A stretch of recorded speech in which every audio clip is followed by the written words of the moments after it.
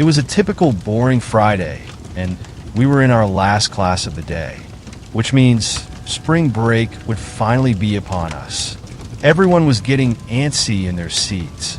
Unlike many of my friends with their other teachers, we didn't have a test that day. So our teacher, who was very laid back, decided to start playing games with us on Sporkle. As we were doing some brand logo quiz, I remember the exact moment it happened. Right after my friend answered a question, I remember the exact answer. Adidas. The dean's voice came through the loudspeaker. He sounded panicked and frantic as he told all the teachers that this was not a drill and to go into lockdown. I actually got chills and goosebumps on my arms. Even our usually laid-back teacher seemed panicked as he ran to turn off the lights and ushered us to the back corner of the room. We all sat in silence for about 2 minutes. Then the usual buzzing that came from a panel in the back of the room ceased, indicating that the school must have cut all the power. We all looked at each other, realizing this must be serious. A few minutes later, we heard a man screaming at the top of his lungs coming down the hallway.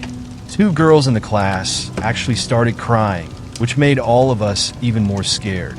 As the screaming got closer to the classroom, the lunatic-sounding man started banging on the lockers while screaming and saying that he was going to kill us all. It was at that moment that I started to fear for my life. My teacher shushed us as we all looked at each other to see our peers' reactions. The banging then moved from the lockers to our classroom door, and that's when one of the crying girls screamed. The banging on the door only grew worse as the man started screaming and demanding us to open the classroom doors. 2 of the girls in the class were crying out loud now. It felt like an eternity that the man was pounding at the door, but eventually, he finally continued down the hallway, screaming like a mentally insane person until we could not hear him anymore.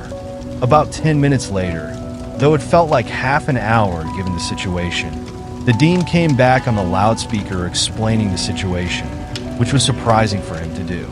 He explained that some apparently mentally unstable person entered the building and assaulted the woman sitting at the front desk, causing her to flee the building screaming. Staff wasn't sure if the man was armed or not. Now, this was before the school had cameras or could afford proper security, so the school was wide open to something like this happening. The staff had done a sweep of all the hallways and classrooms and couldn't find him, so the dean instructed the teachers to resume teaching, but to keep all the doors locked and to not let any students leave for any reason. The most disturbing part, however, is that one of the janitors working the night shift found the man sleeping in one of the storage closets near the back end of the school. According to rumors spread by my peers, sticking out of his pocket was a .44 Magnum. The janitor must have done something stupid to wake him up, like leaving the closet door open, because by the time a police officer could arrive on the scene, the man was gone.